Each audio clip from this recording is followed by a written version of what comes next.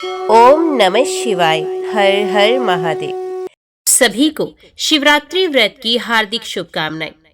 आज के वीडियो में आप सुनेंगे शिवरात्रि व्रत की पौराणिक कथा। पूर्व काल में किसी वन में एक भील रहता था जिसका नाम था गुरुध्रुव। उसका कुटुंब बड़ा था तथा वे बलवान और क्रूर स्वभाव का होने के साथ ही क्रूरतापूर्ण कर्म में तत्पर रहता था। वह प्रतिदिन वन में जाकर मृगों को मारता और वहीं रहकर नाना प्रकार की चोरियां करता था। उसने बचपन से ही कभी कोई शुभ कर्म नहीं किया था। इस प्रकार वन में रहते हुए उस दुरात्मा भील का बहुत समय बीत गया।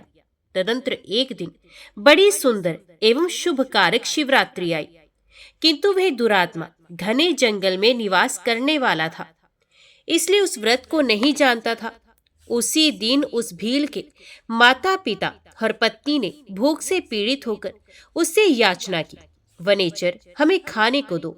उनके इस प्रकार याचना करने पर वह तुरंत धनुष लेकर चल दिया और मृगों के शिकार के लिए सारे वन में घूमने लगा।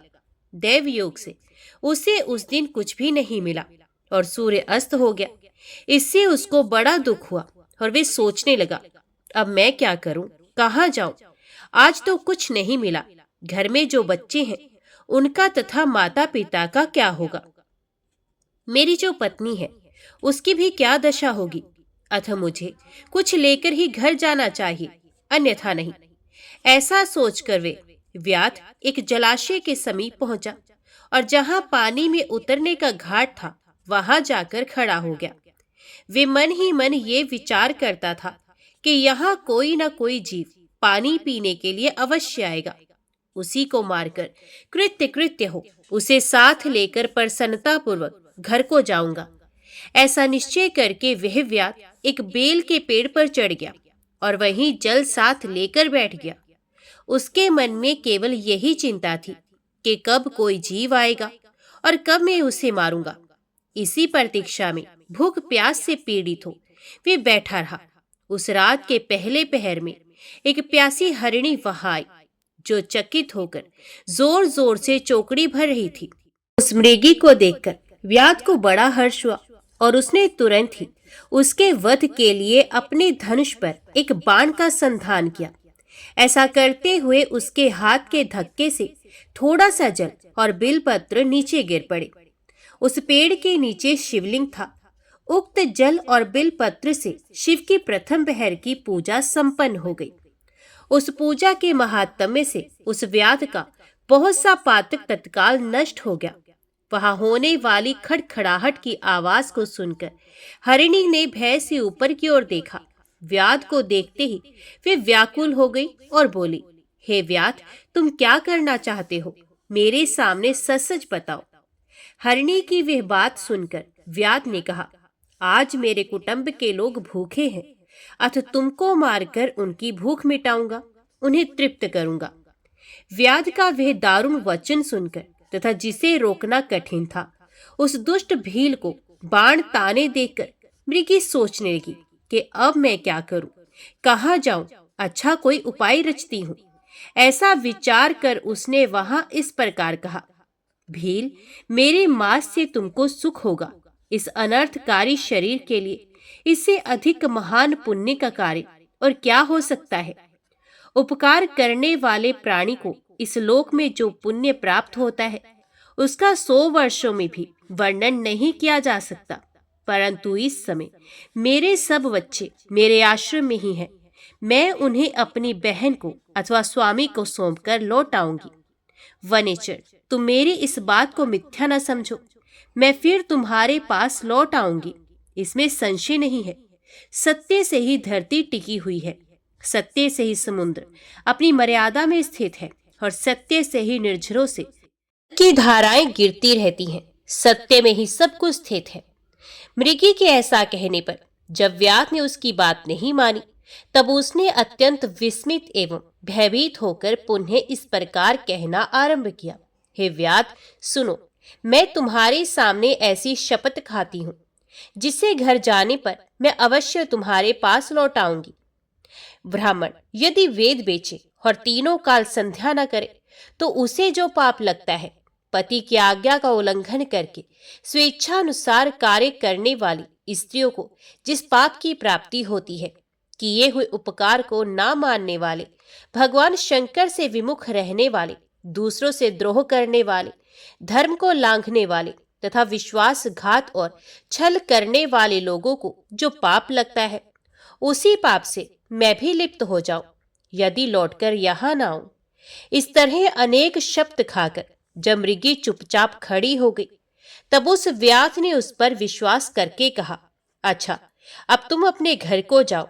तब वह मृगी बड़े हर्ष के साथ पानी पीकर अपने आश्रम मंडल में गई। इतने में ही रात का वे पहला प्रहर व्याध के जागते ही जागते बीत गया। तब उस हिरणी की बहन दूसरी मृगी, जिसका पहली ने स्मरण किया था, उसी की राह देखती हुई जल पीने के लिए वहां आ गई। उसे देखकर भील ने स्वयं बाण को तरकस से खींचा। ऐसा करते समय पुनः पहले की ही भांति भगवान शिव के ऊपर जल और बेलपत्र गिरे। उसके द्वारा महात्मा शंभू की दूसरे प्रहर की पूजा संपन्न हो गई। यद्यपि वह प्रसंग वशी हुई थी, तो भी व्याध के लिए सुखदायिनी ही हो गई। मृगी ने उससे बाण खींचते देख पूछा, फर्नीचर यह क्या करते हो? व्याध ने पूर्वत उत्तर दिया, मैं अपने भूखे कुटुंब को तृप्त करने के लिए तुझे मारूंगा। ये सुनकर वह मृगी बोली, हे व्याध, मेरी बात सुनो, मैं धन्य हूं। मेरा देह धारण करना सफल हो गया, क्योंकि इस अनित्य शरीर के द्वारा उपकार होगा, परंतु मेरे छोटे छोटे बच्चे घर में हैं। अतः मैं एक बार जाकर उन्हें अपने स्वामी को सौंप दूं, फिर तुम्हारे पास लौट आऊंगी। व्याध बोला, तुम्हारी बात पर मुझे विश्वास नहीं है, मैं तुझे मारूंगा, इसमें संशय नहीं है। ये सुनकर वे हरिणी भगवान विष्णु की शपथ खाती हुई बोली, हे व्याध, जो कुछ मैं कहती हूं उसे सुनो। यदि मैं लौटकर ना आऊं तो अपना सारा पुण्य हार जाओ, क्योंकि जो वचन देकर उससे पलट जाता है वे अपने पुण्य को हार जाता है।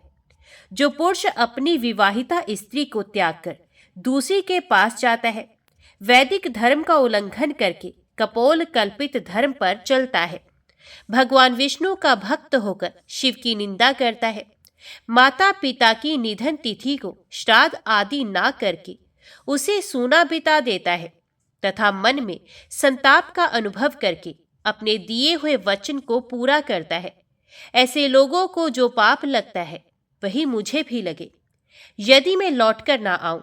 उसके ऐसा कहने पर व्याध ने उस मृगी से कहा, जाओ। मृगी जल पीकर हर्षपूर्वक अपने आश्रम को गई। इतने में ही रात का दूसरा प्रहर भी व्याध के जागते जागते बीत गया। इसी समय तीसरा प्रहर आरंभ हो जाने पर मृगी के लौटने में बहुत विलंब हुआ। जान चकित हो व्याध उसकी खोज करने लगा। इतने में ही उसने जल के मार्ग में एक हिरण को देखा। वह बड़ा रिष्ट-पुष्ट था। उसे देखकर वनेचर को बड़ा हर्ष हुआ और वे धनुष पर बाण रखकर उसे मार डालने को उद्यत हुआ। ऐसा करते समय उसके प्रारब्धवश कुछ जल और बिलपत्र शिवलिंग पर जा गिरे। उससे उसके सौभाग्य से भगवान शिव की तीसरे प्रहर की पूजा संपन्न हो गई। इस तरह भगवान ने उस पर अपनी दया दिखाई। पत्तों के गिरने आदि का शब्द सुनकर उस मृग ने व्याध की ओर देखा और पूछा, क्या करते हो?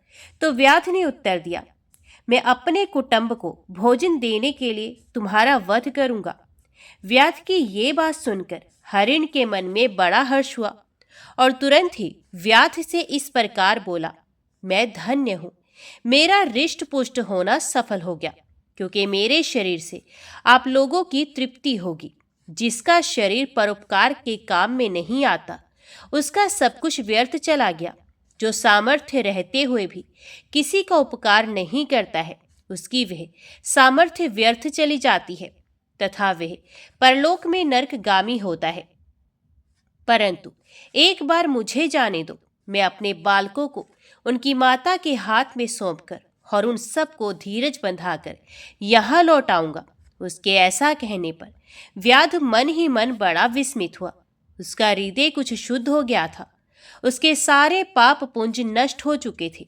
उसने इस प्रकार कहा, जो जो यहाँ आए वे सब तुम्हारी ही तरह बातें बनाकर चले गए, परंतु वे वंचक अभी तक यहाँ नहीं लौटे हैं। मृग, तुम भी इस समय संकट में हो, इसलिए झूठ बोलकर चले जाओगे। फिर आज मेरा जीवन निर्वाह कैसे होगा? मृग बोला, व्याध, मैं जो कुछ कहता हूं उसे सुनो। मुझ में असत्य नहीं है। सारा चराचर ब्रह्मांड सत्य से ही टिका हुआ है। जिसकी वाणी झूठी होती है उसका पुण्य उसी क्षण नष्ट हो जाता है। तथापि भील, तुम मेरी सच्ची प्रतिज्ञा सुनो।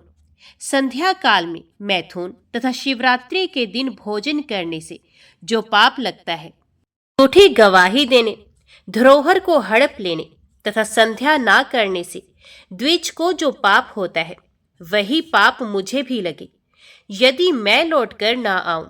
जिसके मुख से कभी शिव का नाम नहीं निकलता, जो सामर्थ्य रहते हुए भी दूसरों का उपकार नहीं करता, पर्व के दिन श्रीफल तोड़ता, अभक्ष्य भक्षण करता तथा शिव की पूजा किए बिना और भस्म लगाए बिना भोजन कर लेता है, इन सब का पातक मुझे लगे यदि मैं लौट कर ना आऊं। उसकी बात सुनकर व्याध ने कहा, जाओ शीघ्र लौटना। व्याध के ऐसा कहने पर मृग पानी पीकर चला गया। वे सब अपने आश्रम पर मिले। तीनों ही प्रतिज्ञाबद्ध हो चुके थे। आपस में एक दूसरे के वृत्तांत को भली भांति सुनकर सत्य के पास से बंधे हुए उन सब ने यही निश्चय किया कि वहां अवश्य जाना चाहिए।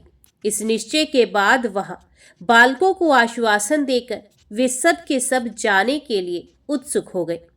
उस समय जेठी मृगी ने वहां अपने स्वामी से कहा, स्वामी, आपके बिना यहाँ बालक कैसे रहेंगे? प्रभु, मैंने ही वहां पहले जाकर प्रतिज्ञा की है, इसलिए केवल मुझको जाना चाहिए।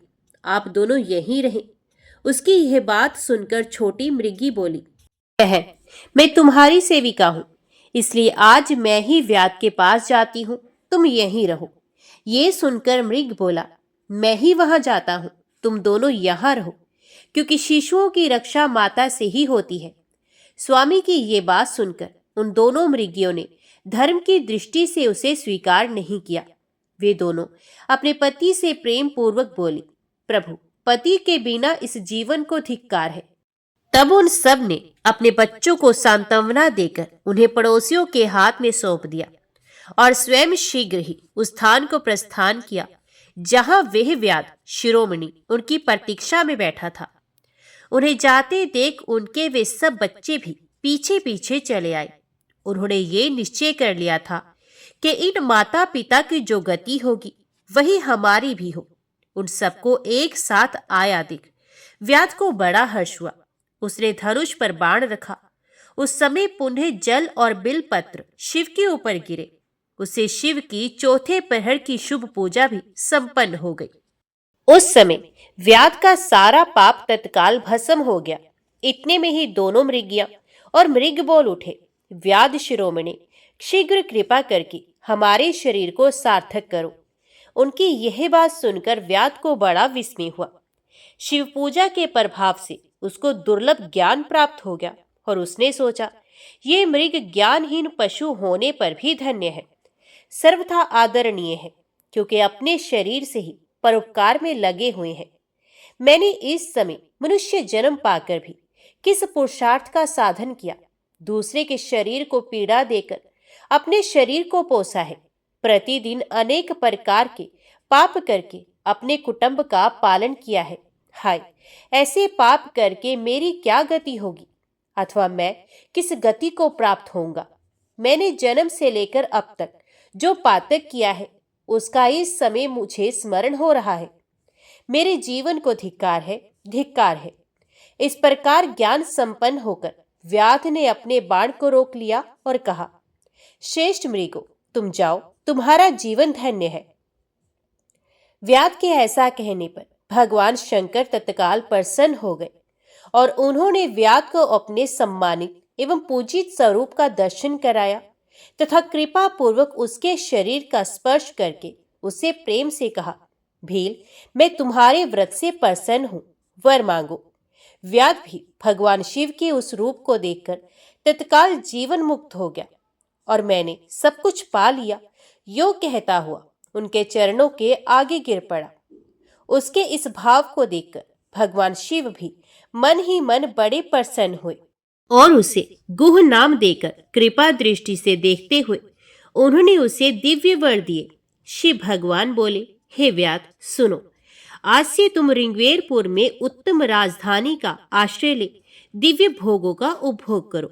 तुम्हारे वंश की वृद्धि निर्विघ्न रूप से होती रहेगी।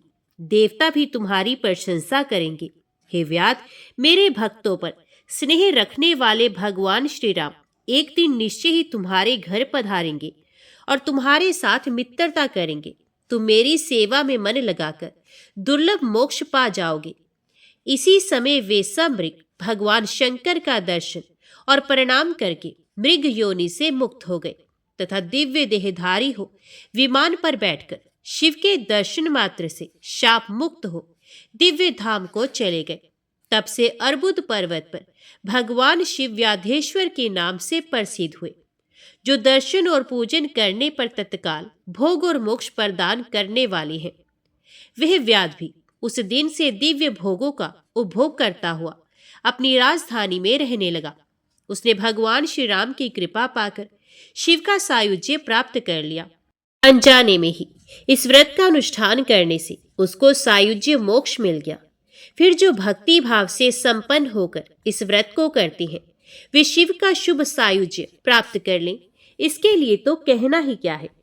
संपूर्ण शास्त्रों तथा अनेक प्रकार के धर्मों के विषय में भलीभांति विचार करके इस शिवरात्रि व्रत को सबसे उत्तम बताया गया। इस लोक में जो नाना प्रकार के व्रत, विविध तीर्थ, भांति भांति के विचित्र दान, अनेक प्रकार के यज्ञ, तरह तरह के तप तथा बहुत से जप हैं, वे सब इस शिवरात्रि व्रत की समानता नहीं कर सकते। इसलिए अपना हित चाहने वाले मनुष्यों को इस शुभतर व्रत का अवश्य पालन करना चाहिए। यह शिवरात्रि व्रत दिव्य है। इससे सदा भोग और मोक्ष की प्राप्ति होती है। यह शुभ शिवरात्रि व्रत व्रतराज के नाम से भी विख्यात है। ओम नमः शिवाय। हर हर महादेव। अब आपको सुनाते हैं एक ऐसी कहानी जिसे सुनकर आप जान जाएंगे कि पापी लोगों को पाप करते देखकर भी भगवान शिव मौन क्यों रहते हैं। एक बार की बात है, देवऋषि नारद नारायण का जाप करते हुए भगवान शिव के दर्शन की इच्छा से कैलाश पर्वत पर गए। देवऋषि को आया गया देखकर भगवान शिव बड़े प्रसन्न हुए और कहने लगे कि हे देवऋषि, आज अचानक किस कारण से कैलाश पर्वत पर आपका आगमन हुआ है। अवश्य कोई विशेष कार्य होगा जिसका भाग बनकर आप यहाँ पर आए हो। तब नारद जी कहने लगे कि हे भोलेनाथ, आप तो अंतर्यामी हैं, भला आपसे कोई बात कैसे छुपी रह सकती है। हम यहाँ पर किस लिए आए हैं आपको भली भांति पता है। फिर भी यदि आप पूछ रहे हैं तो हे प्रभु, आज मेरे मन में एक शंका उठ रही है। उसी शंका का समाधान करने के उद्देश्य से मैं आपके पास आया हूँ। प्रभु, कृपया मेरी इस शंका का समाधान कीजिए। भगवान शंकर कहते हैं, हे नारद, तुम्हारे मन में जो भी शंका हो, जो भी जिज्ञासा हो, निसंकोच होकर कहो। मुझे तुम्हारी इन शंकाओं का समाधान करके प्रसन्नता ही होगी, क्योंकि तुम्हारे सभी प्रश्न, तुम्हारी सभी जिज्ञासाएं लोकहित के लिए ही होती हैं। तब देवऋषि नारद ने भगवान से पूछा कि हे प्रभु, पापी लोगों को पाप करते देखकर भी भगवान चुप क्यों रहते हैं? उन्हें उसी समय दंड क्यों नहीं देते?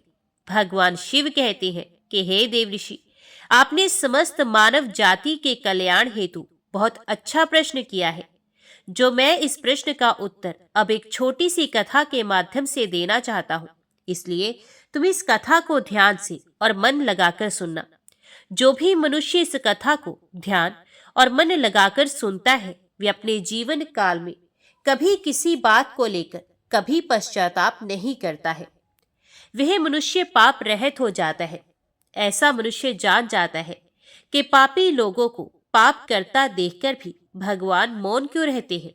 अब भगवान शिव देवऋषि नारद को कथा सुनाना शुरू करते हैं। भगवान शिव कहते हैं, देवऋषि, प्राचीन समय की बात है। एक जंगल में मोर और मोरनी का जोड़ा रहा करते थे। वह दोनों पति पत्नी एक दूसरे से बड़ा प्रेम करते थे, एक दूसरे का बहुत आदर सम्मान करते थे। इस तरह उनका जीवन बड़े सुख और आराम से कट रहा था। उनके जीवन में कभी किसी प्रकार का कोई दुख नहीं था।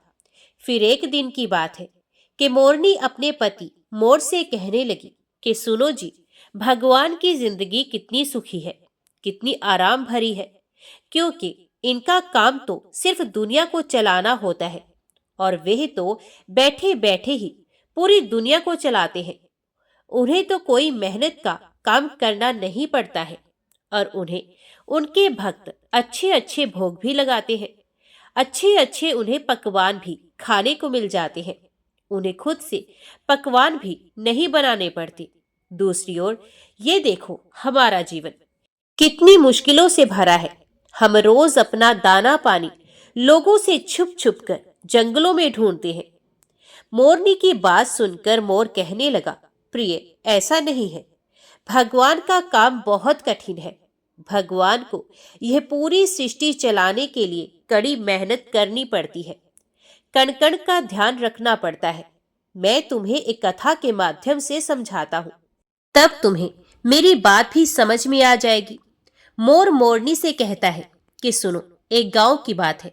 उस गांव में भगवान शिव का एक बहुत ही सुंदर मंदिर बना हुआ था। उस मंदिर के पास में ही छोटा सा भगवान भोलेनाथ का शिवलिंग भी था।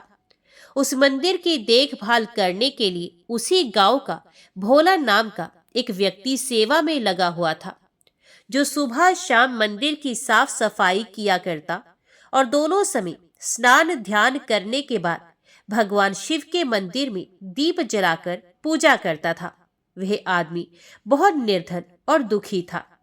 मंदिर में आने वाले श्रद्धालुओं के द्वारा उसे जो कुछ भी दान दक्षिणा में मिल जाता, उसी से वह अपने पूरे परिवार का गुजारा किया करता था। मंदिर में काम करते करते वह अपनी जिंदगी से जुड़ी हुई सभी परेशानियों की शिकायत भगवान की मूर्ति के सामने खड़ा होकर करता रहता। कभी शिवलिंग के समीप तो कभी भगवान शिव की प्रतिमा के पास जाकर, कभी वे अपने घर की बातें, परिवार की बातें भगवान से कहता, तो कभी दुनियादारी की बातें किया करता। अब मोर आगे कहता है कि एक दिन की बात है, ये भगवान भोलेनाथ के शिवलिंग के सामने खड़ा होकर दोनों हाथ जोड़कर कुछ शिकायतें कर रहा था। कह रहा था कि हे भगवान, आपकी जिंदगी कितनी आरामदायक है। आप तो बस मंदिर में एक जगह आराम से बैठे रहते हैं और चुपचाप लोगों की प्रार्थनाएं सुनते रहते हैं। कोई आपको लड्डुओं का भोग लगा जाता है तो कोई प्रसाद चढ़ा देता है। तरह तरह की मिठाइयां और पकवान भी आपको यहीं बैठे बैठे खाने को मिलते रहते हैं। आपका जीवन कितना आसान है प्रभु, और मेरी जिंदगी देखो कितनी कठिन है। मेरी छोटी सी जिंदगी है, उसमें आपने हजारों तरह के दुख भर दिए हैं और हजारों तरह की परेशानियां मुझे आप दे रहे हैं। मैं दिन भर कड़ी मेहनत करता हूँ, तब कहीं 2 समय का खाना मैं अपने और अपने परिवार के लिए जुटा पाता हूँ। और दूसरी तरफ पापी और पाखंडी लोगों को देखो, दिन रात बुरे कर्मों में लिप्त रहते हैं, फिर भी बड़ी मौज की जिंदगी जी रहे हैं। उन्हें किसी बात की कोई चिंता नहीं। भगवान, अगर मेरी जिंदगी भी आपकी तरह हो जाती तो मेरा जीवन कितना खुशहाल हो जाता। तभी अपने उस भक्त की ऐसी बातें सुनकर भगवान से भी रुका नहीं गया और वह उसे शिवलिंग से तुरंत ही त्रिभुज रूप में अपने नंदी के साथ प्रकट हो गए और कहने लगे, पुत्र, तुम जो सोच रहे हो गलत सोच रहे हो। तुम जैसा सोच रहे हो वैसा बिल्कुल नहीं है। दूर से देखने पर सबका जीवन अपने जीवन से अच्छा और दूसरों का जीवन ही दिखाई देता है। जब हमें उसकी वास्तविक जिंदगी का पता चलता है तब समझ में आता है कि ये तो मुझसे भी गया गुजरा जीवन जी रहा है। तुम मेरी जिंदगी को बड़ा आसान समझ रहे हो ना। मेरा जीवन उतना आसान नहीं है जितना तुम समझ रहे हो। मुझे भी बहुत सारी बातें देखनी पड़ती हैं, बहुत सारी व्यवस्थाएं बनानी पड़ती हैं। मुझे हर समय बहुत सारी चिंताएं लगी रहती हैं कि अच्छे के साथ अच्छा कैसे हो, बुरे के साथ बुरा कैसे हो। ये सब सोचना पड़ता है। अगर कोई असहाय को रुलाता है कोई पीड़ित को पीड़ित करता है तो मुझे उसकी रक्षा करनी पड़ती है। जिम्मेदारी को जिस दिन तुम समझ जाओगे उस दिन तुम्हें मेरी मेहनत के बारे में भी पता चल जाएगा। फिर भगवान शिव उस व्यक्ति से कहने लगे कि हे पुत्र, इतना आसान नहीं भगवान बनना।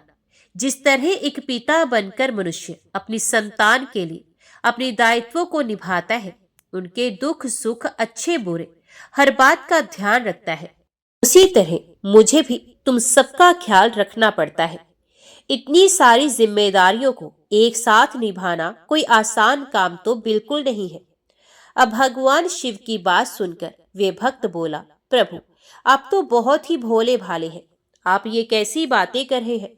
आपका काम तो सचमुच में बड़ा ही आसान है।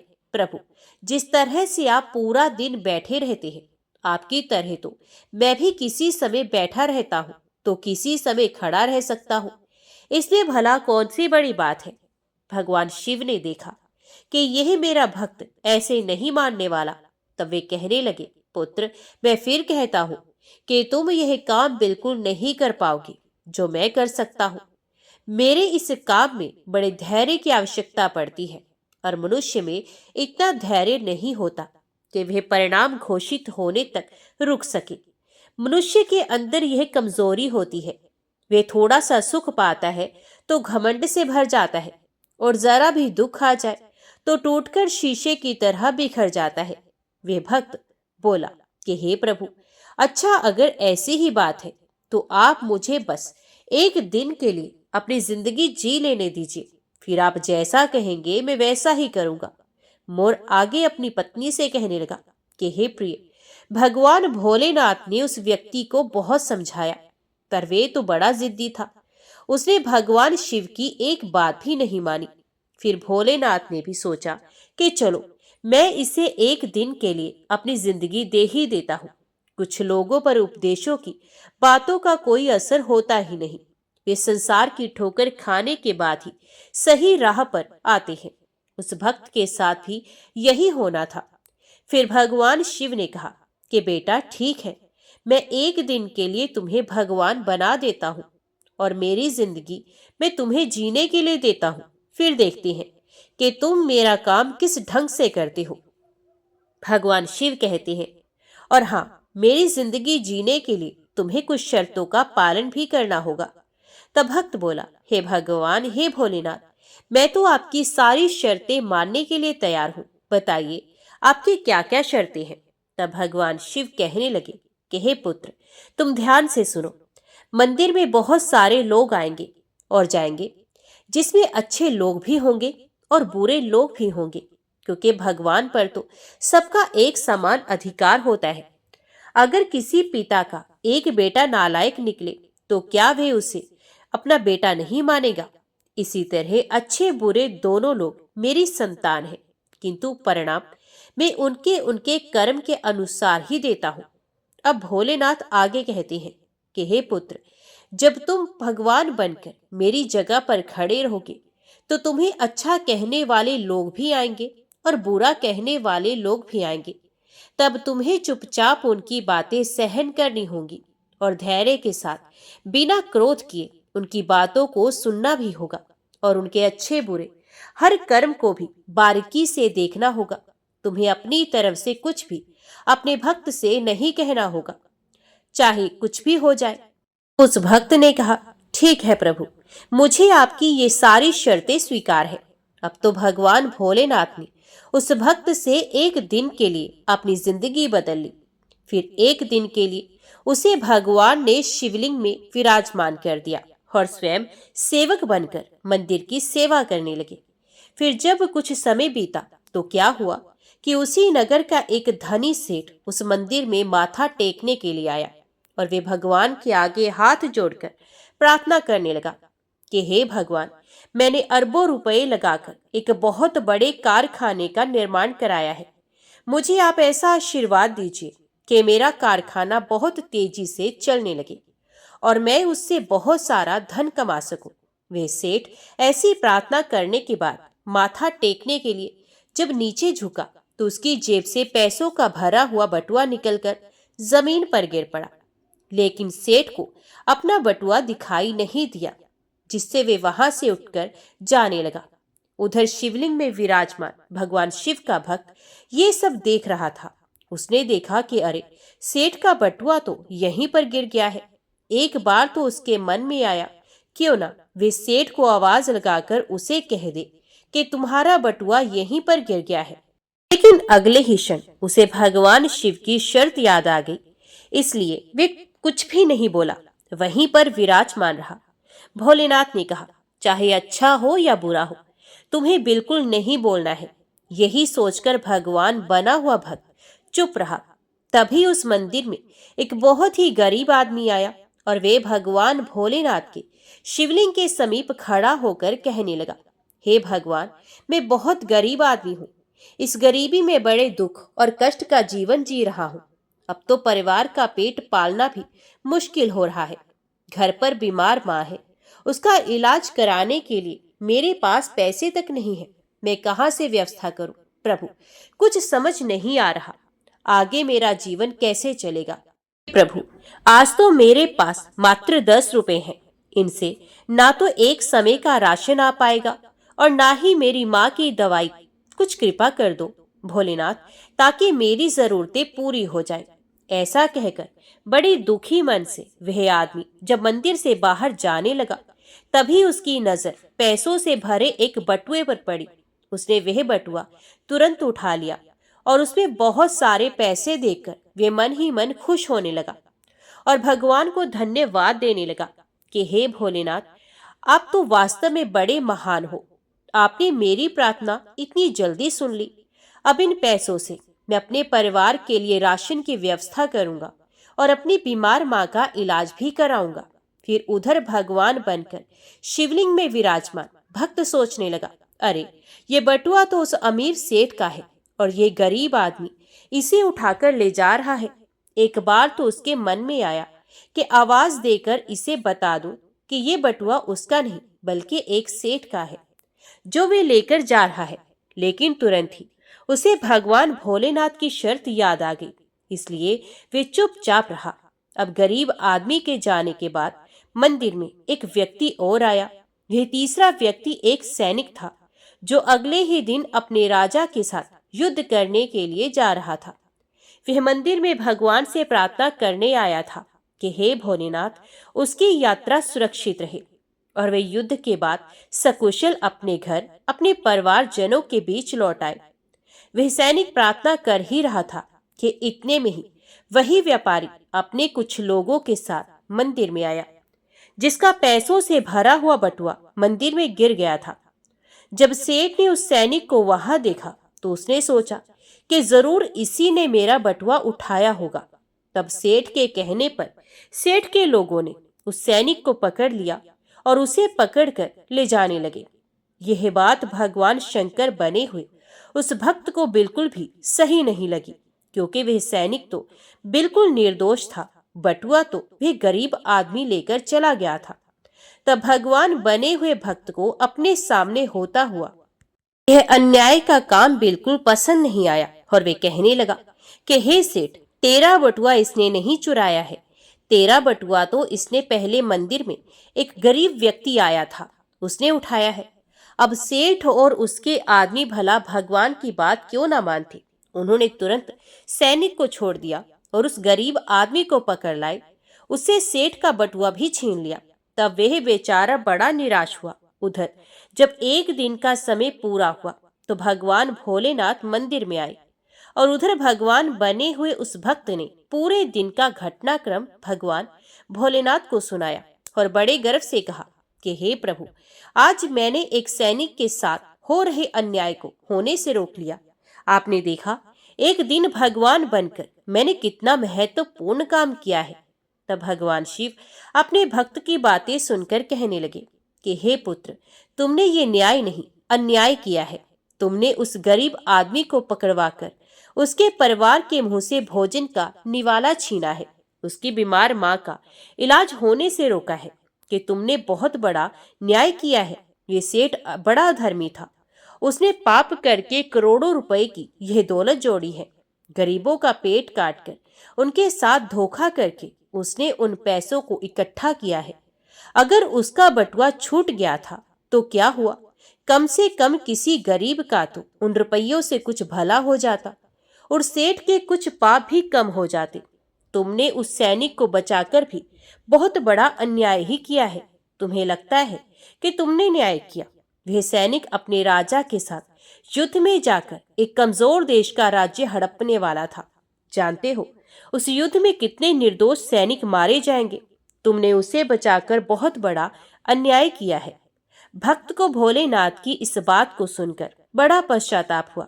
तब वे कहने लगा कि हे प्रभु, हे भोलेनाथ, मैं तो वही देख पा रहा था जो मेरी आंखों के सामने हो रहा था। उसके पीछे की सच्चाई कुछ और ही होगी, ये मैं नहीं देख पा रहा था। तब भक्त आगे कहने लगा, हे भोलेनाथ, दुनिया को तो सिर्फ आप ही चला सकते हैं, क्योंकि आप जीवन के हर पहलू को अच्छी तरह से देख सकते हैं, विचार कर सकते हैं, क्योंकि आप जो करते हैं वो अच्छा ही करते हैं। गलत तो हम हैं जो जीवन की वास्तविकता को समझ नहीं पाते और उससे पहले ही आप पर दोष लगा देते हैं। जब हमारे साथ कुछ गलत हो रहा होता है या फिर हमारे मन के अनुसार कुछ नहीं होता है, तो उस समय हम अपना धैर्य खोकर भगवान को ही दोषी मानने लगते हैं। हम ये नहीं समझ पाते कि हमारे साथ हो रहे गलत काम में भी भगवान की कोई ना कोई योजना छुपी हुई होती है, जो आगे चलकर हमारे लिए ही हितकारी हो सकती है। फिर वह भक्त भोलेनाथ से कहने लगा कि हे भोलेनाथ, मनुष्य की समझदारी इसी में है कि हमें गंभीरता से काम के आगे और पीछे के परिणाम को अच्छे से सोच लेना चाहिए। अगर आपके साथ आपकी मर्जी के अनुसार कुछ भी नहीं हो रहा है तो उसे भगवान की मर्जी समझनी चाहिए और आगे भगवान जो करते हैं वो अच्छा ही करते हैं, ऐसा सोचकर सिर्फ और सिर्फ अपने कर्तव्य पर ही ध्यान देना चाहिए। उसके बाद भगवान शिव ने उस भक्त से कहा कि हे पुत्र, क्या अब तुम्हें पता चल गया कि भगवान बनना इतना आसान नहीं है? फिर वे भक्त कहने लगा कि हे भोलेनाथ, आप जितने भोले भाले हैं उतनी ही सरलता से लोगों के दुख को भी दूर कर देते हैं और उन्हें ज्ञान भी देते हैं। हे प्रभु, अब मैं समझ गया हूं कि कुछ भी बनना आसान है, लेकिन भगवान बनना बिल्कुल भी आसान नहीं। उसके बाद भगवान भोलेनाथ उस भक्त को तथास्तु कहकर वहां से सीधा कैलाश पर्वत पर पुनः पहुंच गए। अब भगवान शिव देवऋषि नारद से कहते हैं कि मोर अपनी पत्नी से कहने लगा कि हे प्रिय, अब बात करते हैं उन दो कारणों की जिनकी वजह से भगवान पाप होते हुए देखकर भी मौन रहते हैं। पहला कारण तो ये है कि भगवान तब तक आपकी मदद नहीं करेंगे जब तक आप दुनिया वालों पर निर्भर रहेंगे। जिस दिन आप खुद पर और भगवान पर पूरी तरह निर्भर हो जाएंगे, उस दिन वे आपकी सहायता के लिए अवश्य आएंगे। दूसरा कारण ये है कि भगवान मनुष्य के कर्म भी देखकर चलते हैं कि किस किस को कहां कहां पर किस किस कर्म का दंड मिलना चाहिए और किस किस कर्म का फल मिलना चाहिए। भगवान हमेशा आपके अगले और पिछले सभी कर्मों को देखकर ही हिसाब करते हैं। अगर आप भगवान के प्रति समर्पित हो गए हैं तो भगवान कभी भी आपके साथ कुछ भी बुरा नहीं होने देंगे। तब देवऋषि नारद इस कथा को सुनकर बहुत प्रसन्न हुए और कहने लगे कि हे प्रभु, आप ही संसार में आदि और अनंत है। आज आपने इस कथा को सुनाकर निश्चिंत ही मेरी शंका का समाधान कर दिया है। प्रभु, आपको बारंबार प्रणाम है। ऐसा कहकर नारायण नारायण कहते हुए देवऋषि नारद वहां से चले गए। ओम नमः शिवाय, हर हर महादेव। तो ये थी आज की कथाएं। आपको कैसी लगी कमेंट बॉक्स में जरूर बताइएगा।